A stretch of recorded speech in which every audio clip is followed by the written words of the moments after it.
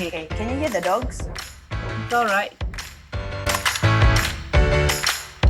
Evaluate. Sorry, choke.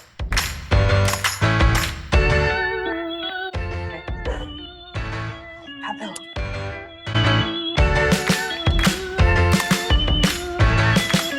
Okay, let's roll.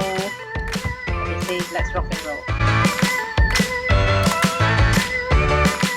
Hello, I'm consultant of human equation. We're in the business of training and development.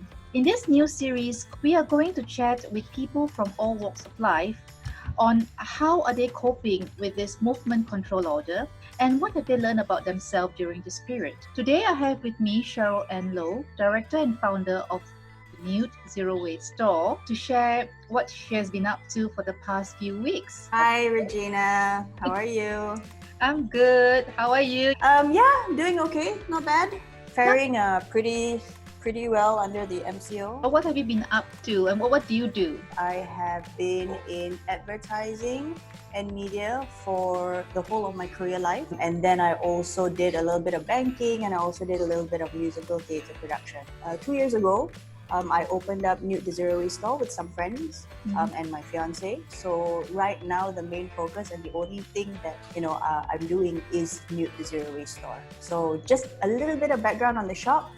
It is a shop that sells things package free, and we have foods, we've got goods, we have all kinds of foods like raw ingredients, noodles, rice, pastas, and we also have household cleaning products. Everything goes according to weight, so people come in with their container, minus the weight of the container, and then just buy according to what they need. So it reduces packaging waste and it also reduces food waste because you only buy what you need.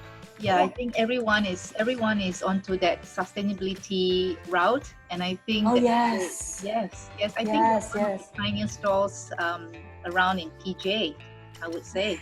Yes, that's right. We are the first one in PJ, and it's really good. It's very heartening to see so many people wanting to go zero waste because they understand what packaging or what plastic is doing to the earth, and they're really taking it very seriously to try to change their habits. Since the start of this MCO, what have you had to do differently? One of the most important things that I personally find is what I had to do was to change my mindset. There was so many things that limited, right? Everything's restricted, everything's limited. So it requires a change of mindset together with attitude to have a positive outlook and kind of get through this. I mean, it's not all doom and gloom. There are many things that can be done to keep the spirits alive.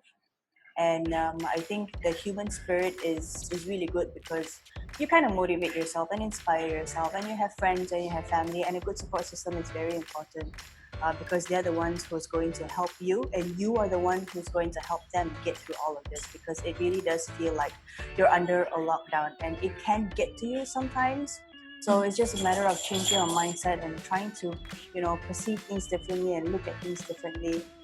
It's not so easy to be positive about everything, especially since everything is so uncertain and we don't really know the future.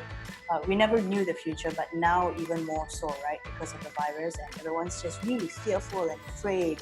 Like stepping out of the house is like stepping into a war zone, It's like, am I equipped? Am I covered enough? Do I have my sanitizer? Do I have my face mask? My clothes, I can't come into the house. I need to, shower first, make sure I sanitize. So it's a lot of changes, and when changes happen, it can be quite scary because it takes people out of the comfort zone, and you just need to adapt to it. Yeah, I think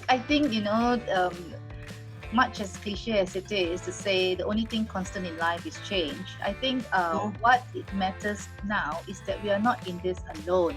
All of us are in this enforced lockdown. What are the positive learnings you can take from this whole experience?